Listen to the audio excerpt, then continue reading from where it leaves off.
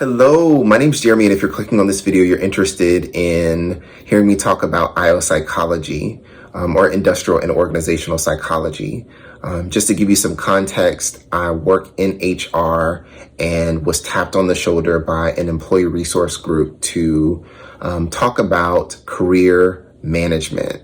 And I thought it would be interesting for me to share via YouTube how I'm approaching this conversation with an IO psychology lens.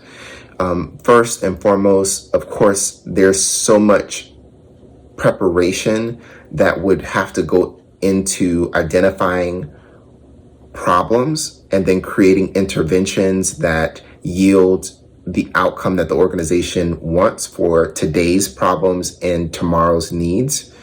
So I generalized the topics to motivation, the psychological contract, and group dynamics and information sharing. So recognizing my audience is not IO psychology professionals or IO psychologists, I kept it very high level, and I'm happy to be working with someone who has their PhD in IO psychology, so I'm going to let them handle all the hard work. So motivation, I'm going to talk to them about the different types of motivation to ensure that they're planning for their career moves in a way that puts them in flow and keeps them engaged. In other words, are you extrinsically or intrinsically motivated? For me, I am an intrinsically motivated person. So therefore, commission, increased base pay to some extent, that does not motivate me. What motivates me is the feeling of fulfillment that I get in accomplishing things or helping to contribute to something far bigger than just little old me. Right? So I think it's important to talk about that, because I notice when people ask me about career opportunities that they're thinking of taking advantage of, they don't know their why, or they don't know what's their motivation to get into the role. If your motivation is to be in highly visible roles, to be in roles that have large amounts of responsibility, that have large impact, and is very broad and in depth in scope, then you may lean towards extrinsic motivation. If it's for the title, if it's for the pay, if it's for the ability to make decisions, right? You can also accomplish that being intrinsically motivated, but how you arrive at that might be different. The next thing that I'm going to talk to them about is the psychological contract, which the psychological contract, just in paraphrase, is the understood, implied, not stated agreement between an employee and their employer that the employee makes up. In other words, if I'm an employee and I'm required to go into work, a part of my psychological contract is I want to have a safe work environment. And if my safe work environment, if I don't have a safe work environment, then my contract is voided, and I will demonstrate dark behaviors or counterproductive work behaviors, like not going to work or not being fully engaged, or however it might show up.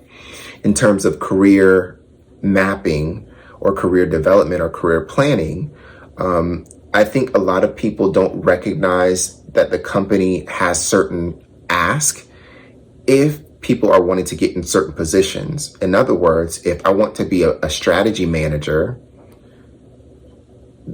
the employer may ask in return that you are up to date with business trends, you are up to date with emerging and evolving technologies, you're able to speak to varying levels of audience, to the C-suite, to frontline employees.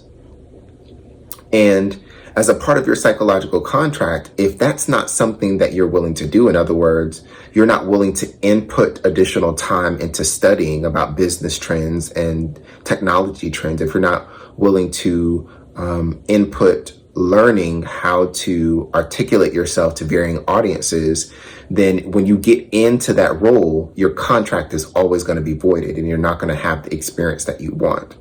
So it's important to know what you're willing to input as an employee based on what the employer expects, and also what the employer will give you as an input to what you're willing to give, and making sure that it's balanced.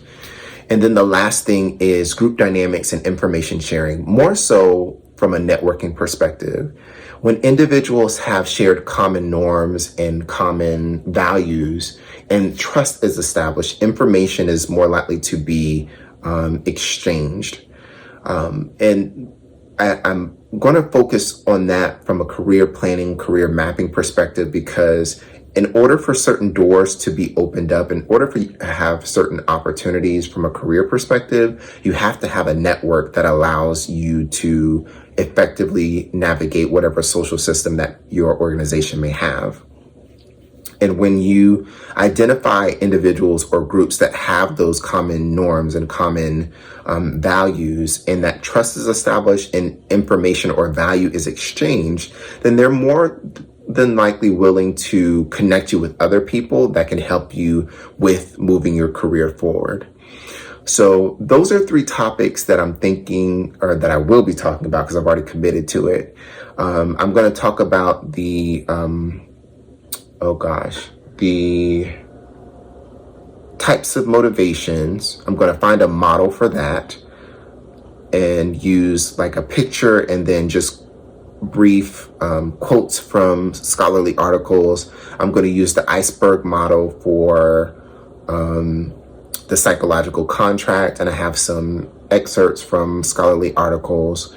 And then for group dynamics and information sharing, I have just little clips that I found of videos about how people have navigated their career through establishing trust between individuals and groups in a way that helped them network or get through certain hurdles or doors to help move their career forward. So I hope that what you take away from this video, if you are an IO psychology student or just graduating with your IO psychology master's, again, I can't speak to the PhD, that there are certain conversations that you can have from your perspective that others may not be able to have. And if you leverage your the assignments and discussion boards that you talk about in a way to help connect you with other people, people will see your value and invite you to certain conversations or certain problem solving or certain ideation sessions that someone else may not be able to contribute as much value as you do. Hope this helps. Have a great day.